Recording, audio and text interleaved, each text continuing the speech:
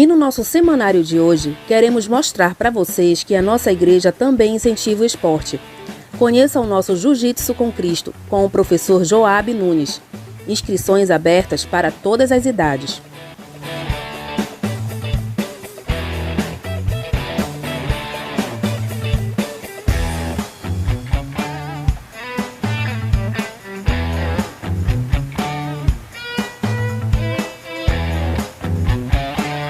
Queremos convidar todos os jovens da igreja e membros para participar desse projeto maravilhoso que é o Jiu-Jitsu com Cristo.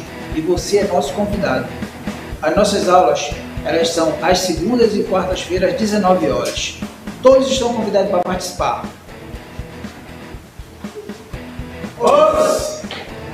Contamos também com a presença do nosso campeão André, dando incentivo aos nossos atletas.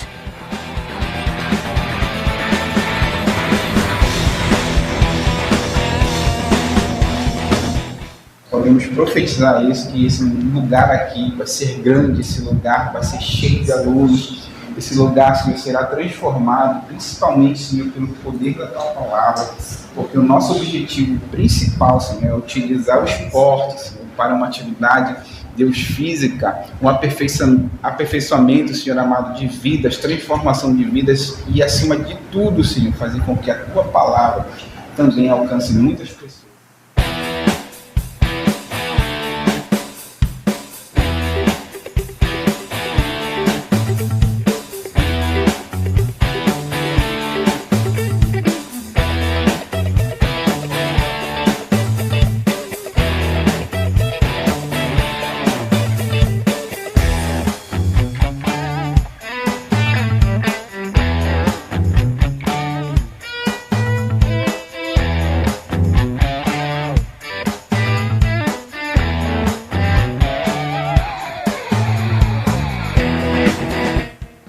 Antes de iniciar, um aviso rápido para as crianças. Hoje nós temos um culto infantil.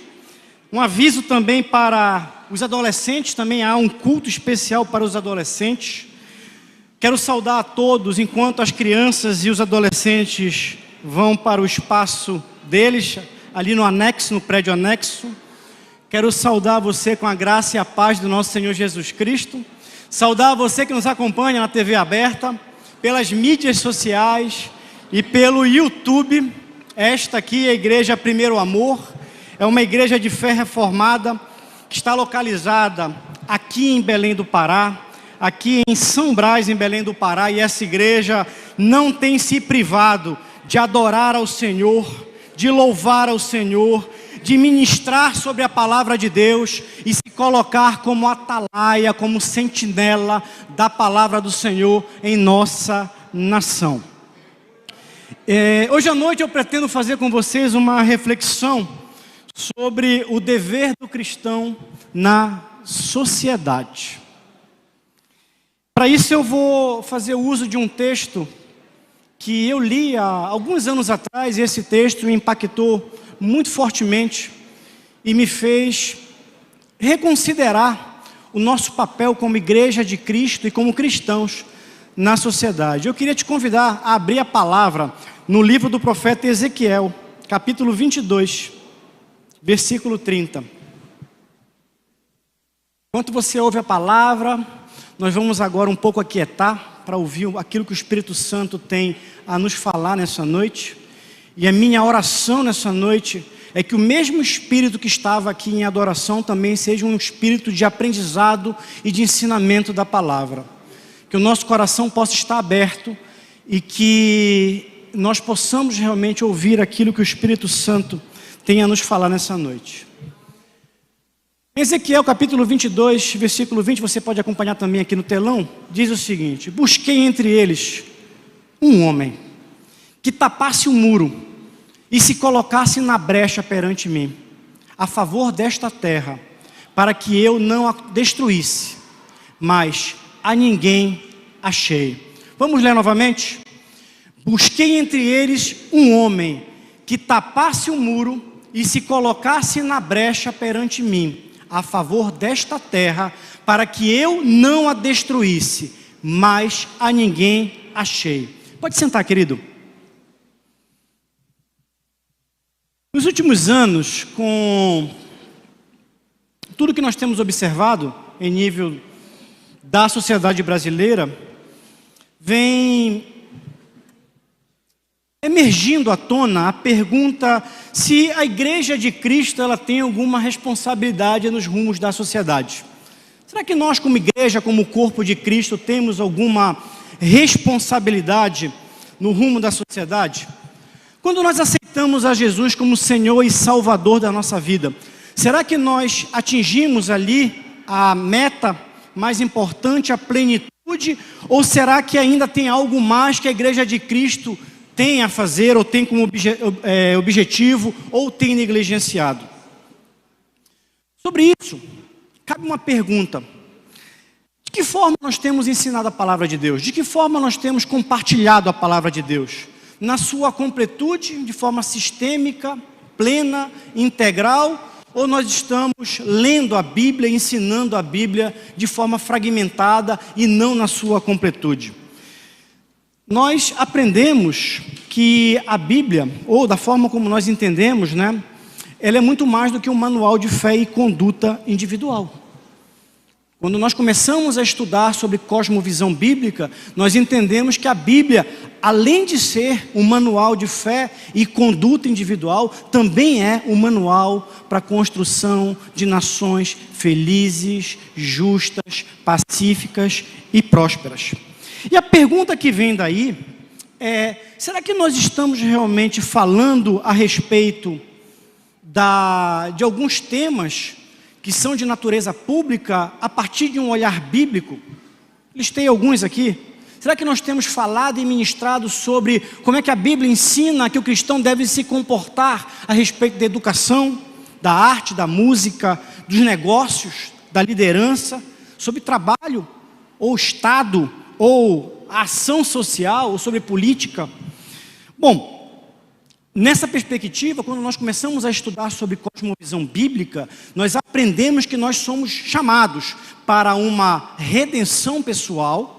Jesus Cristo morreu numa cruz para que todos nós tivéssemos a oportunidade de termos uma nova vida, uma vida plena, uma vida livre, uma vida abundante. Mas quando Ele morreu numa cruz e nos resgatou, nós também somos chamados a sermos redentores da criação. Cada um de nós temos uma vocação, nós temos um chamado. Ali, aonde você exerce a sua vocação, ali você é um ministro do Evangelho, ali você é boca profética de Deus. Será que nós estamos sendo verdadeiramente boca profética de Deus? Quando a gente começa a estudar um pouco a história do cristianismo, nós percebemos que desde o início, ele teve como um dos seus pressupostos exatamente isso: a transformação individual, através daquilo que a gente chama de salvação, ou, como está em Romanos 12:2, né, da mudança da nossa mentalidade, da metanoia. E, como consequência natural disso, nós vamos redimir culturas e sociedades. Você pode ler depois em 2 Coríntios, capítulo 5, versículos 17 a 19. Nós somos, portanto, responsáveis por uma dinâmica de expansão do reino. E isso está aonde? Na grande comissão que está lá em Mateus 28, 18 a 20. Somos, portanto, eu faço questão de repetir isso, chamados e vocacionados para impactar e transformar culturas e sociedades.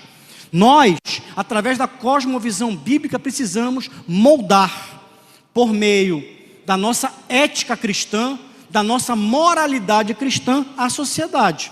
E isso envolve temas os mais diversos, inclusive o processo político, sim.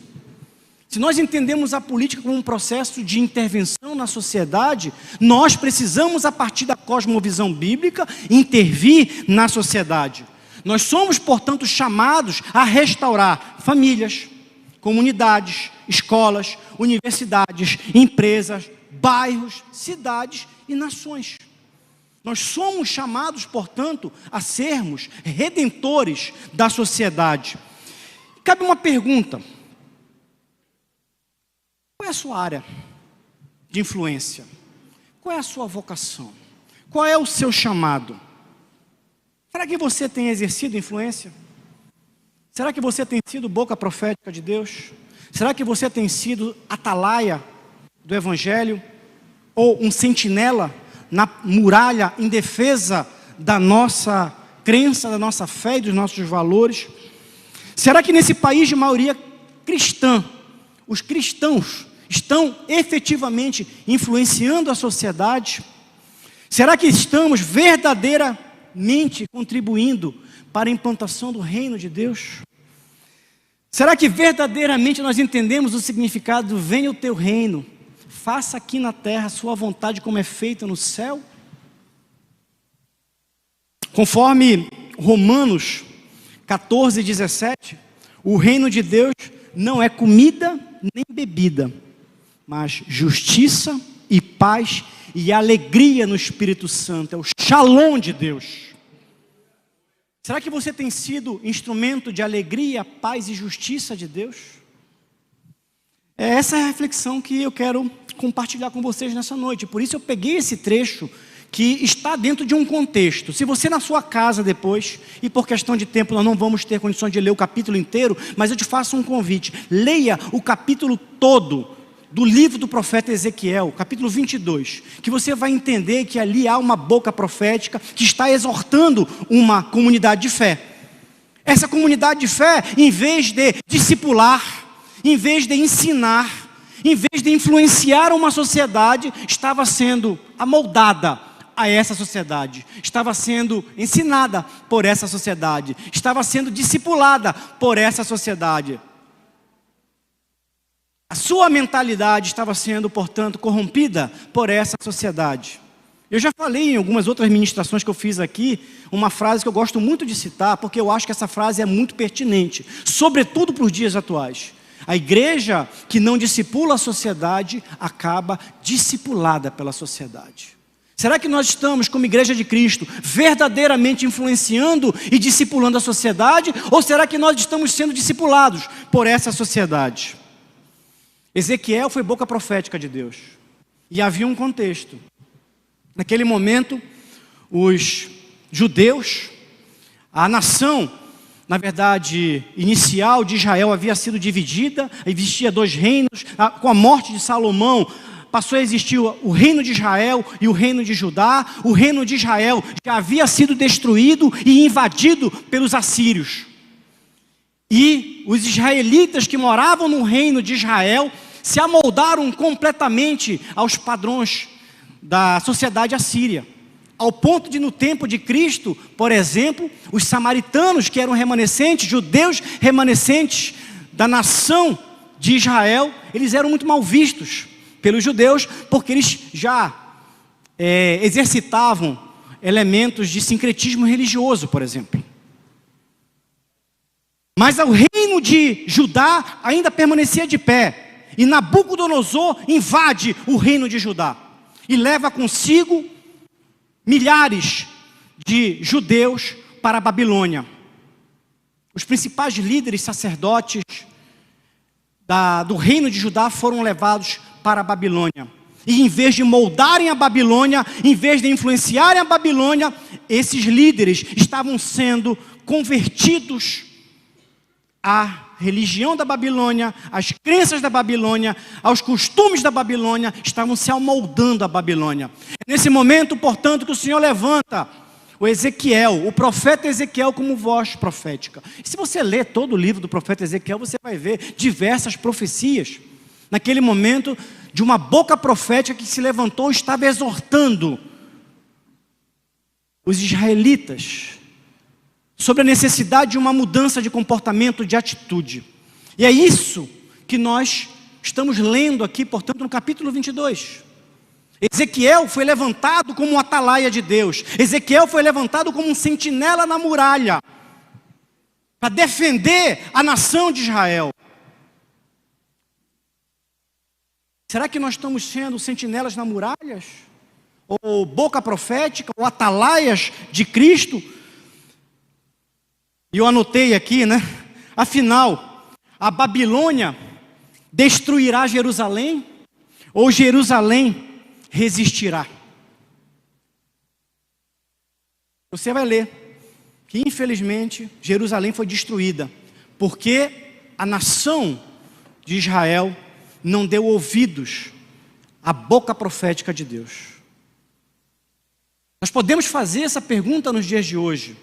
A igreja cristã resistirá à Babilônia contemporânea, moderna, ou a igreja cristã será destruída por essa Babilônia moderna e contemporânea? A essência do cristianismo será destruída. Busquei entre eles um homem que tapasse o muro e se colocasse na brecha perante a mim, em favor desta terra, para que eu não a destruísse, mas a ninguém achei. Há um simbolismo aqui. Na antiguidade, as cidades possuíam muros. Havia um constante confronto entre nações. E as cidades muravam, construíam muros para impedir que assaltantes, que invasores, que nações inimigas entrassem, saqueassem, destruíssem e tomassem conta das suas terras ou das suas cidades. E toda vez que você vê uma muralha com uma brecha, é um sinal de que há vulnerabilidade. Essa cidade está, portanto, vulnerabilidade. Brechas é sinônimo de ameaça. Brecha é sinônimo de vulnerabilidade.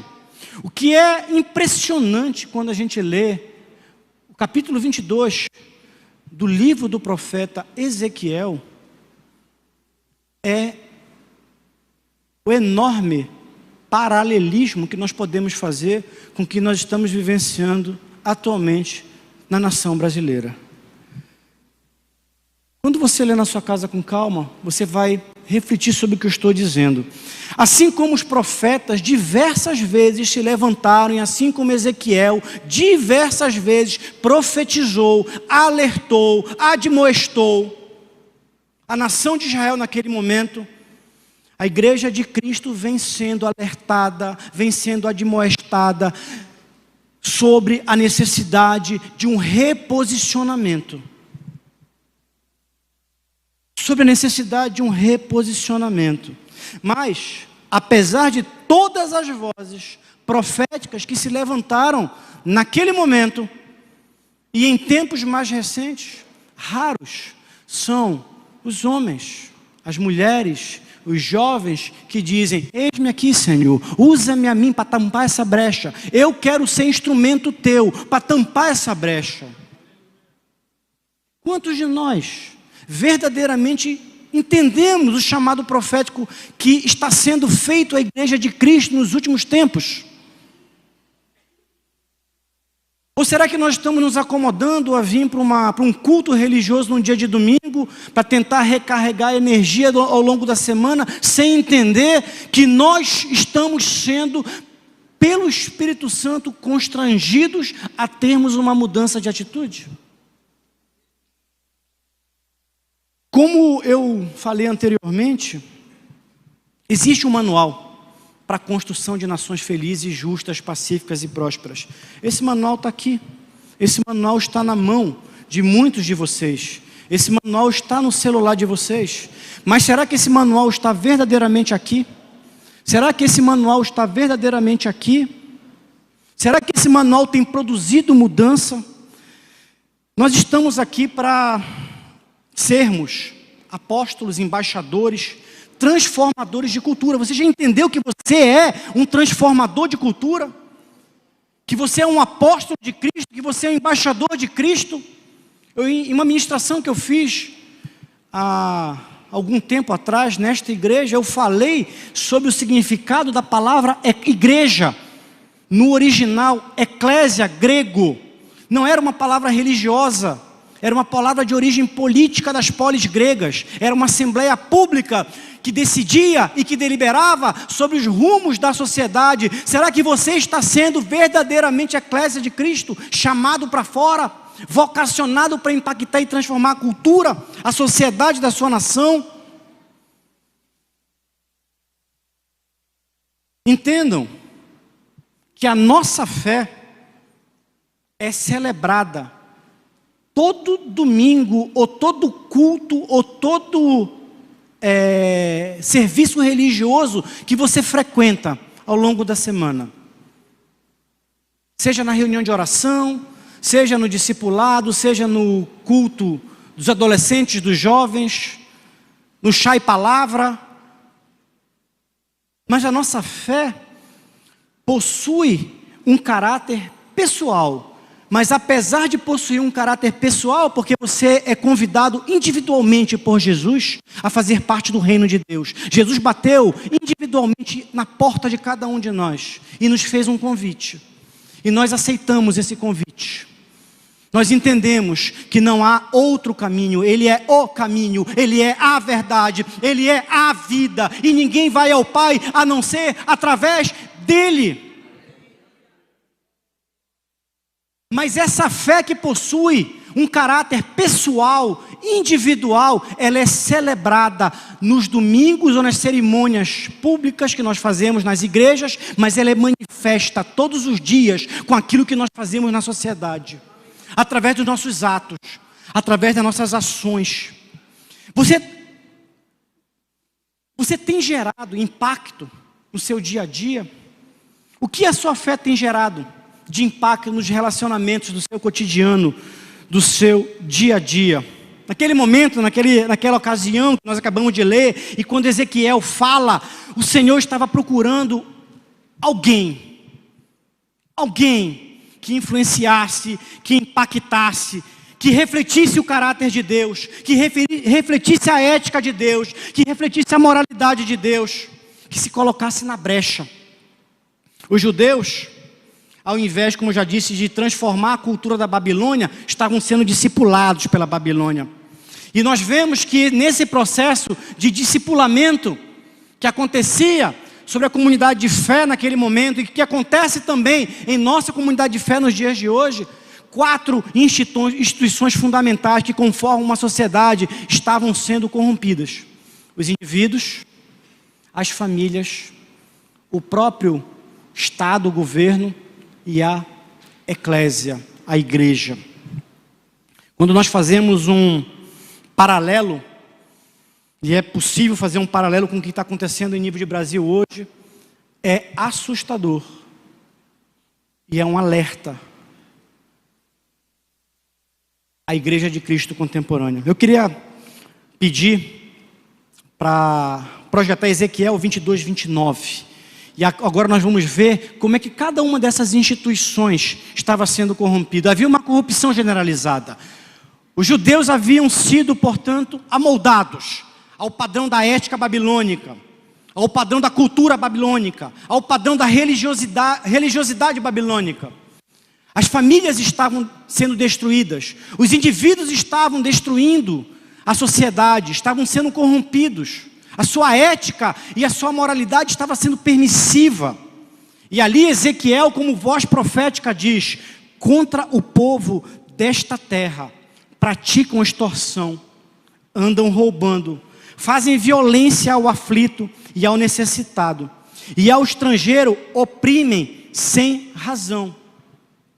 Uma sociedade que se torna materialista, existencialista, hedonista, imediatista, individualista, que perdeu o sentido da moralidade e da ética cristã, que perdeu o sentido da mordomia cristã, que pratica a lei de Gerson. O que importa é levar vantagem em tudo e sobre todos. Furamos fila, subornamos, pedimos para passar o nosso processo na frente, levamos coisas da repartição para as nossas casas, como se privadas fossem. Plagiamos trabalhos acadêmicos. Domingo passado, eu vinha para o culto com a minha esposa, e nós passamos ali na Avenida João Paulo II, vindo de Ananindeua para Belém. Tinha um caminhão tombado. E o caminhão tombou. Provavelmente aquele caminhão tinha tombado há poucos minutos antes de nós passarmos. E o que nós observamos é uma cena do nosso cotidiano. Os carros reduziram, a velocidade, porque formou um congestionamento, e muitos carros pararam ali, não para socorrer o motorista ou para ajudar a recolher a mercadoria que estava espalhada no chão, mas para aproveitar uma janela de oportunidade. para se dar bem, para levar alguma coisa, a vantagem em alguma coisa. E me chamou muita atenção quando nós paramos em um dos carros, aonde fora do carro havia um casal com estereótipo muito conhecido nosso, e atrás do carro havia um dizer bem grande: o Senhor é meu pastor. E eu fiquei refletindo naquele momento, muito provavelmente, daqui a alguns minutos, estão dando a paz do Senhor, estão louvando, estão glorificando, talvez ministrando, mas não deixaram de aproveitar uma oportunidade. Quantos de nós vemos num domingo, adoramos, louvamos, cantamos, pregamos, oramos, vestimos uma capa de crente, de cristão, mas ao longo da semana cometemos atos que não condizem com a nossa fé e com a nossa moralidade? Quantos de nós estamos com uma ética e uma moralidade corrompida, mas nós ainda insistimos em exigir que os nossos representantes públicos sejam honestos, probos, éticos e tenham um caráter ilibado? Aquela sociedade estava completamente corrompida. Aquela sociedade estava com seu padrão ético adulterado, contaminado com o padrão ético da Babilônia. Em vez de impactar e transformar a sua realidade, eles estavam se amoldando ao padrão de comportamento daquela época. Mas os príncipes daquela nação, que deveriam dar exemplo, e aqui eu vou pedir para ler Ezequiel 22, de 6 a 12, que deveriam dar exemplo, e aqui a palavra príncipe, nesse contexto, vem do original, nasce, que significa líderes influentes. Por exemplo, chefes de família, pessoas importantes, pessoas que exerciam influência na sociedade.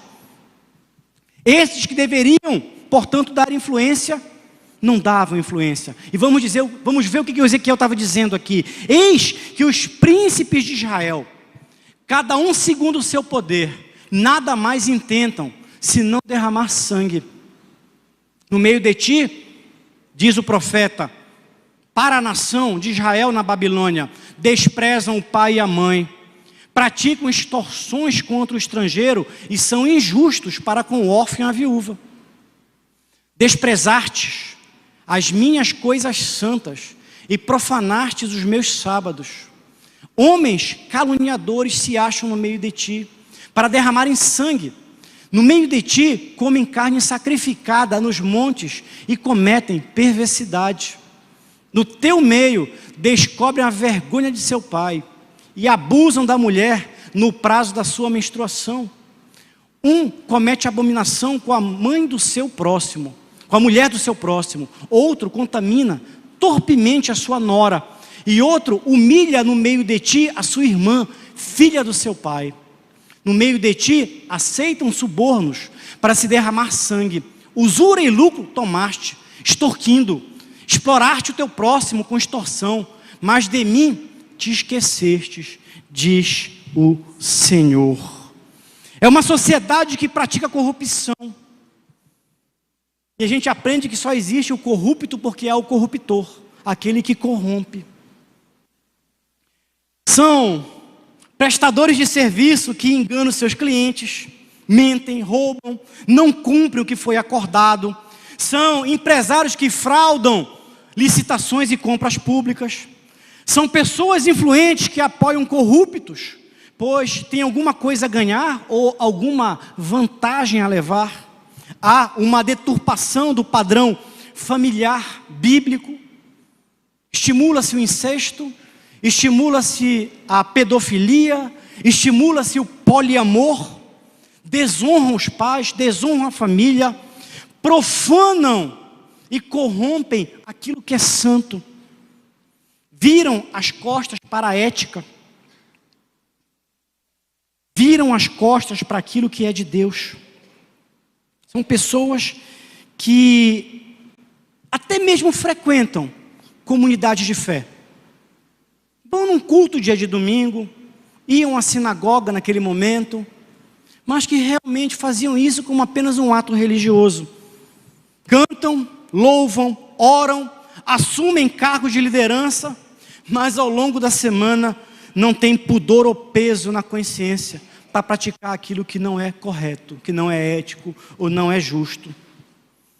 Sentem-se, portanto, extremamente à vontade, sem remorsos. E esse padrão de comportamento se espelha nos representantes públicos. Ezequiel, capítulo 22, 27, fala exatamente sobre isso, dos líderes políticos. Os seus príncipes, e aqui príncipe significa os seus oficiais, aqueles que ocupam cargos públicos. No meio dela, são como lobos que arrebatam a presa para derramarem o sangue, para destruírem as almas e ganharem lucros desonestos. O que Ezequiel está dizendo é o seguinte: os governantes da nação de Israel são como lobos que cercam a ovelha e não veem a oportunidade de morder, de sugar o sangue e de comer da carne. Olham, inclusive, para a própria igreja como uma presa a ser devorada. De onde vêm os governantes? Do povo. Os governantes saem do meio do povo. Eu copiei 2 frases aqui, uma da Landa Cooper, que diz o seguinte: nenhum povo terá governantes com uma moralidade melhor que a do povo que os elegeu. E alguns anos atrás, Leandro Carnal escreveu um artigo onde ele dizia: é impossível que uma sociedade formada por pessoas honestas seja governada por políticos corruptos. Assim como é impossível que uma sociedade de pessoas corruptas seja governada por políticos honestos. Nós gostamos de criticar a prática corrupta dos nossos governantes, mas qual tem sido a prática da maioria de nós? Com que critério nós temos escolhido os nossos representantes, o nosso prefeito, os nossos vereadores, os nossos deputados, os nossos senadores, o nosso governador e o nosso presidente da República? Com que critério nós estamos elegendo? Eu não preciso ir muito longe para dizer que há uma epidemia de corrupção no Brasil. O Brasil vivencia, e não é de hoje, já há algum tempo, uma epidemia de corrupção. A corrupção nesse país foi banalizada, legitimada, e os fins acabam justificando os meios. Sedimentamos na nossa nação uma cultura do populismo, do personalismo, do rouba mas faz, ou do rouba mas me favorece de alguma forma. Então eu vou apoiar e vou votar, mesmo sendo corrupto e bandido, porque me favorece de alguma forma. Eu tenho alguma coisa a ganhar. Eu vou levar vantagem em alguma coisa. Se a sociedade está corrompida, quem é que deveria chamar o processo à ordem, como diriam os advogados? Vamos chamar o processo à ordem. Exortar, corrigir, admoestar. Quem? Os sacerdotes. No nosso tempo, os pastores e líderes religiosos. Mas como estavam os pastores e líderes religiosos naquele momento? Ezequiel 22, 26 fala sobre isso. Os seus sacerdotes transgridem a minha lei e profanam as minhas coisas santas. Entre o santo e o profano não fazem diferença, nem discerne o imundo do limpo, e dos meus sábados escondem os olhos. E assim sou profanado no meio deles. Quantos estão profanando o nome do Senhor? Sacerdotes violando leis, profanando coisas santas, não fazendo diferença entre o santo e o profano, ensinando que o impuro vale a pena. Quando isso acontece? Quando é que isso acontece? Quando prostituem os púlpitos, dando honra a quem não tem honra. Quando defendem valores contrários aos princípios bíblicos, apoiam o comportamento errado e a corrupção. Quando se calam quanto à iniquidade que está permeando a sociedade.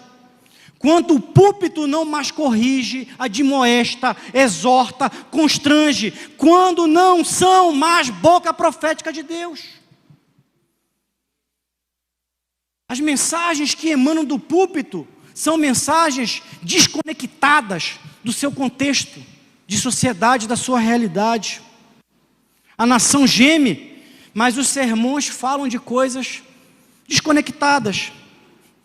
A liberdade vai sendo paulatinamente cerceada no país, o país literalmente pegando fogo, mas a mensagem do domingo à noite é como viver uma vida monástica. Como viver uma vida monástica. Se rendem ao politicamente correto, distorcem a mensagem do Evangelho, promovem a inversão de valores, difundem heresias e o liberalismo teológico, que nega, diga-se de passagem, a infalibilidade, a inerrância e a completude da palavra. Nega, inclusive, que a palavra é a palavra de Deus. E uns chegam ao absurdo de dizerem: a Bíblia precisa ser atualizada. A Bíblia está desatualizada. Usam o púlpito como moeda de troca. Aceitam em espaços de lideranças pessoas que não dão testemunho público adequado da sua fé. Corruptos, adúlteros, promíscuos, trapaceiros, enganadores, mas dão bons dízimos. Ou oferecem alguma vantagem em troca para os líderes. Leiloam as igrejas na época da eleição, seja em troca de recursos financeiros ou por alguma vantagem. Deixam de buscar a face de Deus.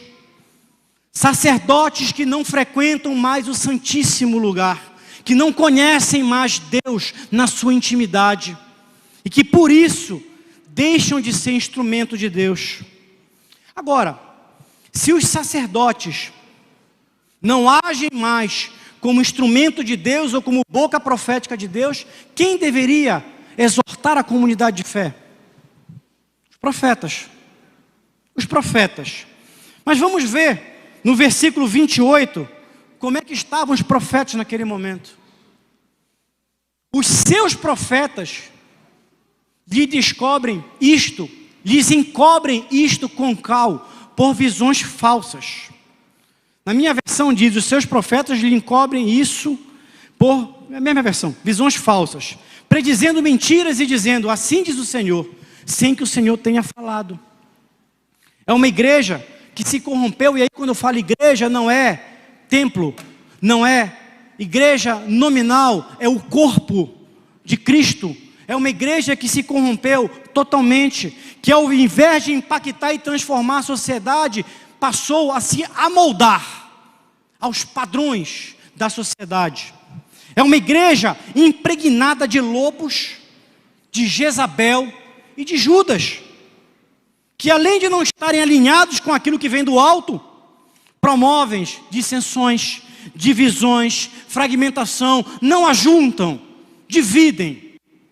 Com sutileza criticam os líderes e os profetas que ainda se mantêm fiéis à palavra, às escrituras e à verdade do Evangelho. Dizem com sutileza: não é bem assim, veja bem, não devemos misturar política com religião, mas na primeira oportunidade que tem, trazem para dentro da igreja ideias que não são condizentes com as escrituras ou com a palavra de Deus. Ou tentam transformar a igreja num espaço do materialismo revolucionário, do liberalismo teológico ou existencialista, ou um espaço místico sem aderência com a sociedade, desconhecendo inclusive o princípio que move o reino de Deus. Há um princípio que move o reino de Deus. Nós precisamos entender o conceito bíblico de reino de Deus e de que forma nós estamos inseridos nesse contexto. Muitos substituem o interesse por vidas e transformações de pessoas culturas e sociedades apenas por um ativismo social. Olha só, Judas está no meio da comunidade de fé.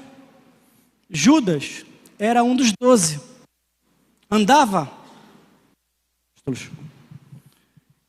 dormia com os apóstolos, comungava com os apóstolos, ceava com os apóstolos, pregava, ensinava, discipulava. Judas era um dos membros da comunidade de fé inicial da igreja primitiva. Mas Judas não teve a sua mente verdadeiramente transformada. Judas não entendeu a mensagem que Jesus estava pregando. E Judas ainda acreditava que podia mudar a sua história e a história da sua sociedade a partir de um ato pessoal próprio ou de um ato revolucionário. É interessante que Judas nos deixa uma lição. Enquanto os outros discípulos dormiam, Judas agia. Jesus chamava insistentemente alguns dos seus discípulos: venham orar comigo, vamos orar, eu preciso que vocês orem comigo. E os discípulos dormiam. E enquanto os discípulos dormiam, Judas agia. Enquanto muitos daqueles que ainda mantêm um coração e uma mente fiel dormem, Judas age. Judas age no meio da igreja. Não é bem assim. Com sutileza vão desconstruindo a palavra, vão plantando discórdias, vão distorcendo a mensagem do evangelho. Quem irá fechar as brechas? Já falei no início que brecha é sinônimo de vulnerabilidade. E essa vulnerabilidade, ela se torna latente quando aquela cidade, ela está cercada, quando ela está sitiada, quando ela está prestes a ser invadida. Esse era o contexto da sociedade naquele momento. A sociedade estava, portanto, sitiada pela cultura babilônica. Haviam várias brechas. Se ninguém se colocar na brecha para repelir o inimigo, a cidade será conquistada. Jerusalém foi destruída. Mas é a nossa sociedade hoje. Que futuro nós podemos esperar de uma nação no qual a corrupção se tornou uma prática aceita e generalizada?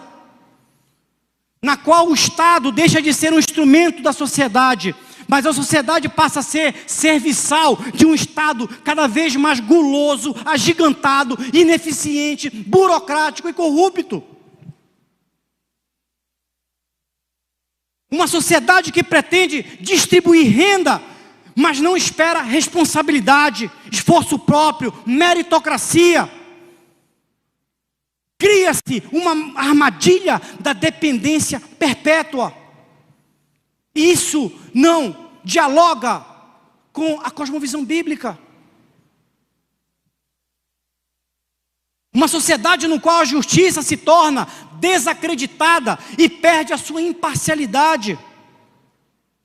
Na qual a instituição que deveria ser a guardiã das leis rasga a própria Constituição e adota julgamentos por conveniência.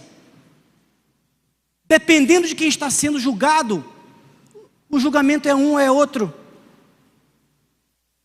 Que futuro nós podemos esperar de uma nação na qual minorias organizadas estão impondo o seu padrão moral sobre uma grande maioria apática, desinteressada e descomprometida, na qual a agenda pública passa a ser centrada na redefinição do conceito de família, no combate à heteronormatividade e na instituição do modelo do poliamor, na introdução do ensino de ideologia de gênero para crianças, no incentivo ao e para a liberação do aborto, que busca, portanto, assassinar crianças inocentes que nunca cometeram um crime.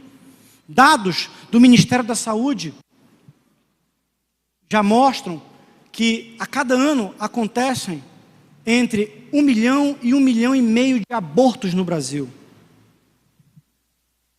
No incentivo ao sexo fora do casamento.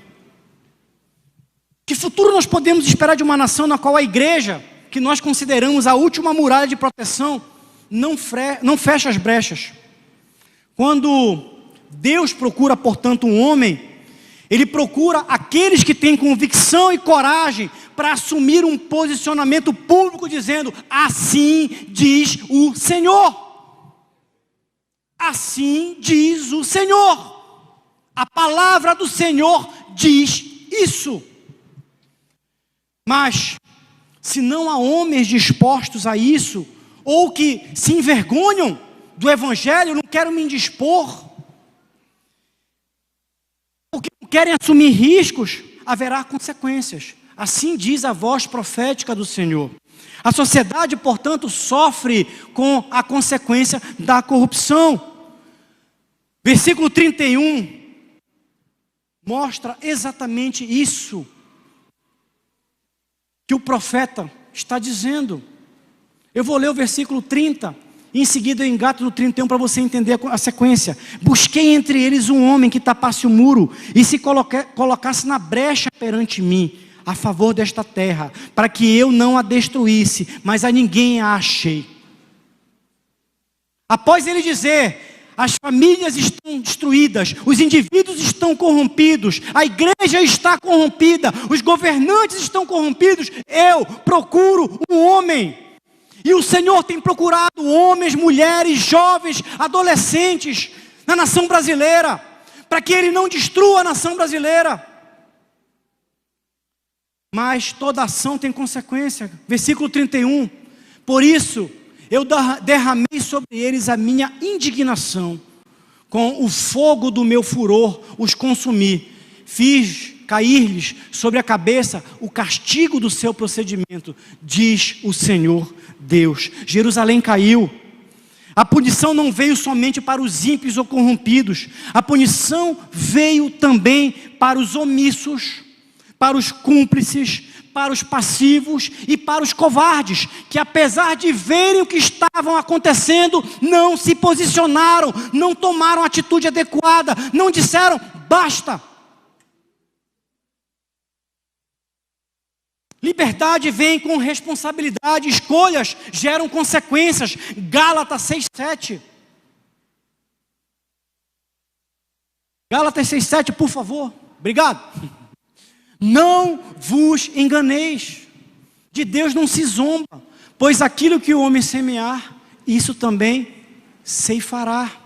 O que nós estamos semeando na nação brasileira, será aquilo que nós vamos colher na nação brasileira.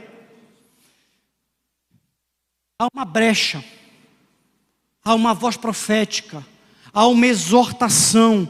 Precisamos, como igreja de Cristo, gerar uma nova geração profética que com ousadia impacte e transforme a sociedade por meio do Evangelho, que nós chamamos de cosmovisão bíblica. Precisamos, portanto, de sentinelas, de atalaias, de apóstolos, de embaixadores, que discipulem a sociedade, transformando mentes e culturas que não se amoldem à sociedade, mas que impactem. Igreja, a igreja de Cristo precisa verdadeiramente discipular a sociedade brasileira.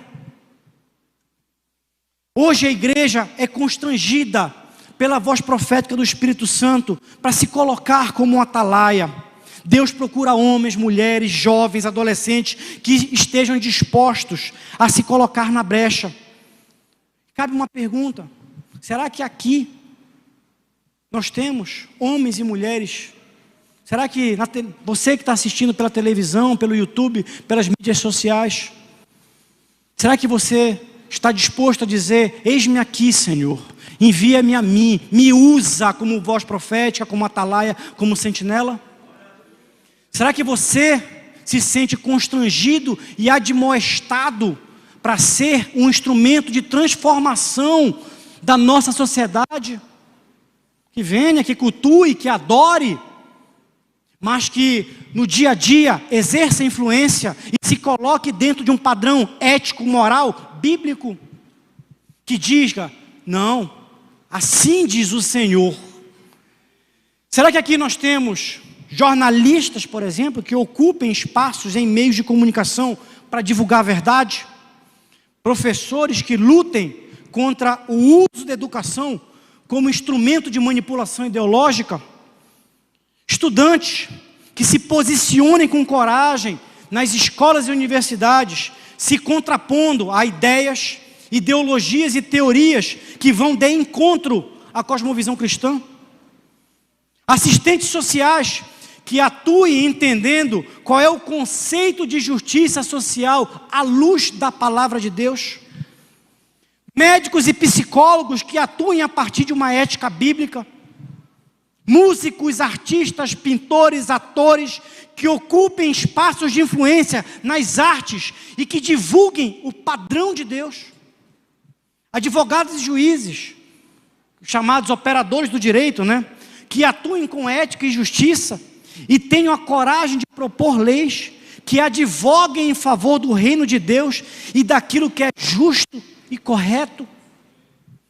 Economistas que entendam que há um modelo bíblico para as sociedades e que este modelo, ao ser implementado, conduz as sociedades à liberdade, desenvolvimento e prosperidade.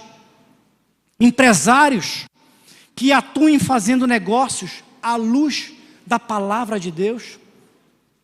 Políticos que verdadeiramente não queiram se servir da coisa pública, mas servir a sociedade, lutando por instituições verdadeiramente conformadas a partir da mente de Cristo, criando, portanto, leis, fiscalizando governos e gestões, ou mesmo governando.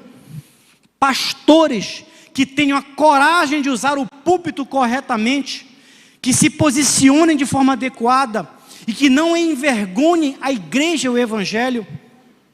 Profetas que se posicionem como boca de Deus nas diversas áreas de influência da sociedade. Você está disposto a assumir o teu papel no reino de Deus? Porque há um chamado do Espírito Santo e o Senhor tem chamado. E se você entendeu esse chamado e entende que esse chamado é para você, eu peço que você fique de pé, porque eu quero fazer uma oração.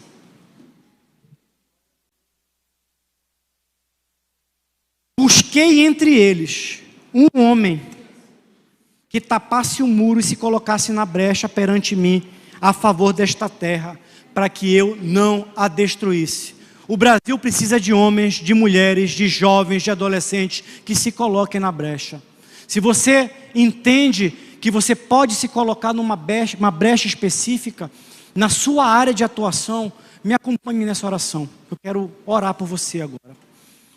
Senhor, nós queremos te agradecer pelo culto de hoje à noite, Senhor. Pelo ambiente, na hora do louvor, Senhor. Porque nós verdadeiramente percebemos que ali o Teu Espírito Santo se fazia presente no meio de nós. Queremos te pedir, Senhor, que Tu possas realmente sondar cada coração e cada mente aqui, Senhor. Em cada um aqui há um desejo, Senhor. Eu não sei se cada um levantou aqui apenas para seguir um padrão de conformidade social, ou se realmente há um desejo no mais íntimo ali, de ser um instrumento Teu, Senhor, em qualquer área de atuação. Mas eu sei, Senhor, que aqui há homens e mulheres que têm se colocado diante do Teu altar, Senhor, que têm buscado, Senhor, o santíssimo lugar, Senhor, que têm buscado, Senhor, um relacionamento cada vez mais íntimo e profundo contigo. Que Tu possas estar, Senhor, neste momento, dando as orientações necessárias, Senhor, instruindo a forma como cada um deve proceder, Senhor, para se tornar, Senhor, um sentinela, um atalaia, alguém que se coloca na brecha, Senhor, protegendo a Tua igreja, mas acima de tudo, impactando e transformando a sociedade, Senhor. Ó Pai, muitas vezes nós não entendemos o Evangelho, Senhor. Quando Jesus fala para Pedro que Pedro, Tu Tu és a minha igreja, Tu és a minha eclésia, Tu és chamado e vocacionado para fora. As portas do inferno não prevalecerão contra a igreja. Muitas vezes, ficamos, Senhor, num padrão de comportamento reativo. Nós ficamos na defensiva. Mas quando nós lemos esse trecho, essa passagem, nós entendemos que a igreja, ela precisa ter uma atitude proativa, Senhor. E quando Tu dizes, Jesus, que as portas do inferno não prevalecerão, é porque a igreja vai invadir, Senhor, o inferno. A igreja vai saquear o inferno. A igreja vai transformar culturas. A igreja vai mudar nações. A igreja vai mudar corações e mentes, Senhor.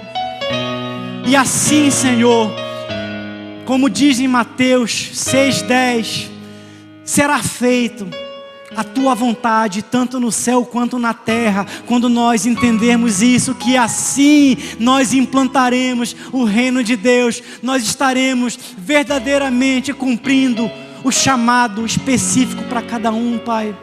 Desperta, Senhor, no coração de cada um esse chamado. Inquieta, Senhor, constrange, Pai. Que Teu Espírito Santo constranja, mas que cada um saia daqui nessa noite, Senhor, com um sentimento de não, a partir de hoje, a partir de agora, eu vou fazer diferente. Não é amanhã, é agora. E amanhã, que cada um possa, Senhor, ser uma voz profética nos espaços de relacionamento e de influência que exercem. Te peço por essa igreja, Senhor, pela igreja Primeiro Amor, Senhor, que Tu levantaste aqui em Belém do Pará como atalaia, Senhor. Fortalece essa igreja, Senhor. Que essa igreja possa continuar, Senhor, ministrando, ensinando, exortando, admoestando, Senhor, nos conduzindo à verdade do Evangelho. Somente assim nós vamos entender, Senhor, que vida plena em Cristo só acontecerá quando nós tivermos nossos corações e mentes plenamente transformadas. Mas também de nada adianta oração sem ação. Nos ensina a agir, Senhor. Nos impulsiona à ação, Pai.